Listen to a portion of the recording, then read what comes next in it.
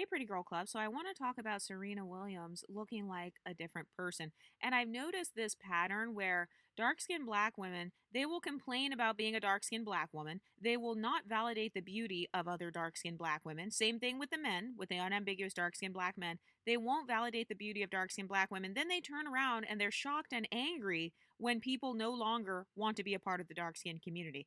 And also, let's address the hypocrisy here because have you ever noticed that whenever a woman is pretty and light skinned, if she gets a half a shade lighter, people will say that she bleached. It depends on the presets that she uses on Instagram or like the filter she uses. People will instantly say that she bleached, and they're obsessed with trying to accuse red bones in particular of bleaching their skin.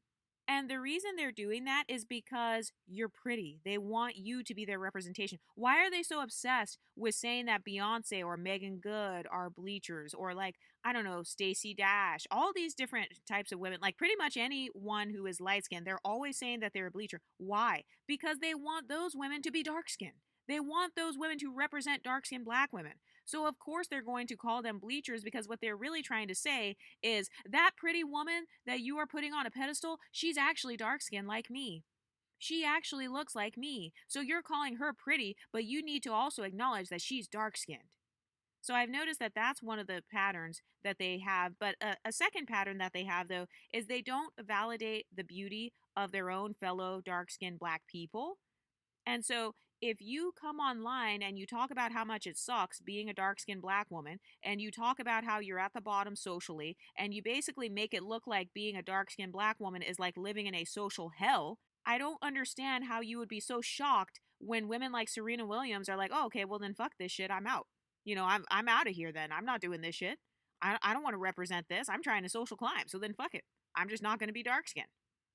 So it's like you bully women for being dark skinned, or you'll say stuff like, oh, shut up, Serena Williams, you're not even light skinned, or these light skinned people would be more privileged than you, or you're dark skinned, so you don't have room for error. You have to do twice as much to get half as much, or all these other little bullshit phrases that they have. Like, if you're black, get back, and those crazy sayings that they have in Blackistan. So they will say all of this crazy stuff to women like Serena Williams.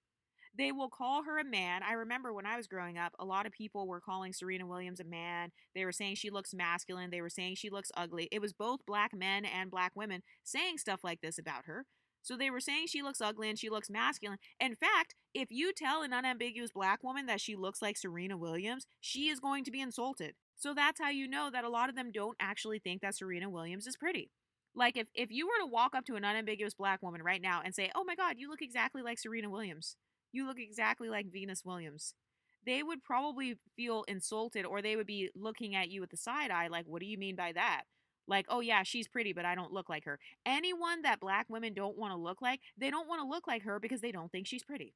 And so obviously this has happened with Serena Williams. And then now all of a sudden, now that she's changed herself, people are like, "Oh, well, she was already beautiful before." So it's this fake outrage.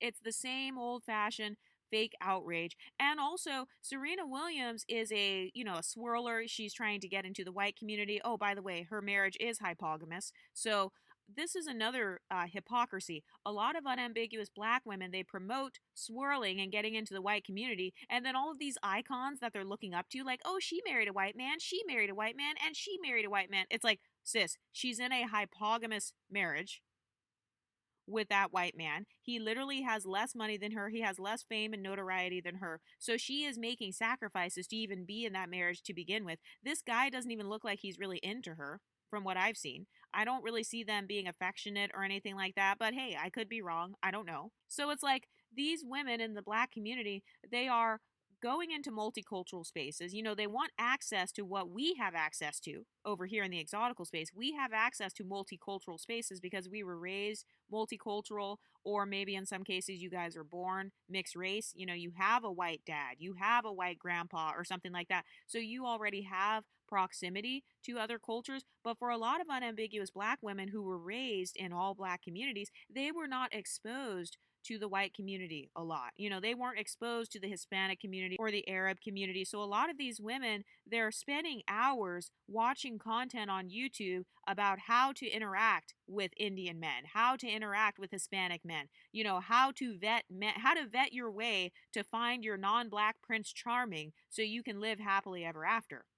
So you guys have to remember that a lot of unambiguous black women are fighting tooth and nail to get into these non-black spaces because they literally define leveling up as dating a white man. And if you don't believe me, go right now, go to any of the black creators level up content and see what they define as leveling up. If you look at their content, they're going to start talking about dating a non-black man, that's leveling up, moving to a non-black neighborhood, that's leveling up, going to a job with a bunch of non-black people, that's leveling up, hanging out in these luxury spaces, you know, hanging out in luxury non-black spaces, that's leveling up.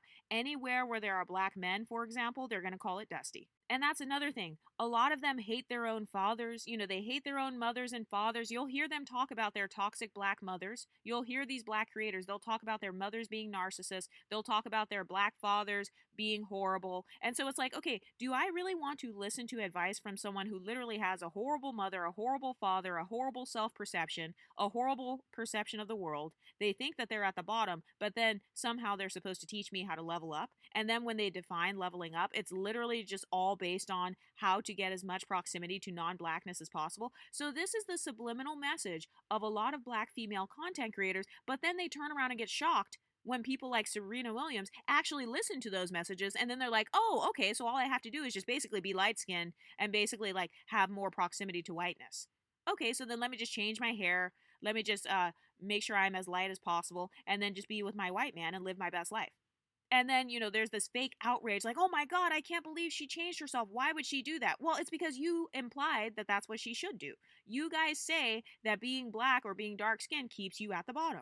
You guys talk about how whiteness basically puts you at the top and how the white man is zaddy. So why would a black woman who has been heavily bullied by black women and men, so she's like, get somebody else to do it. She wants to come over to the light skin side. She wants to be an exotical. That's what she's doing. She wants to look as ambiguous as possible. She wants to look as mixed as possible. Her whole face kind of looks different to me, honestly.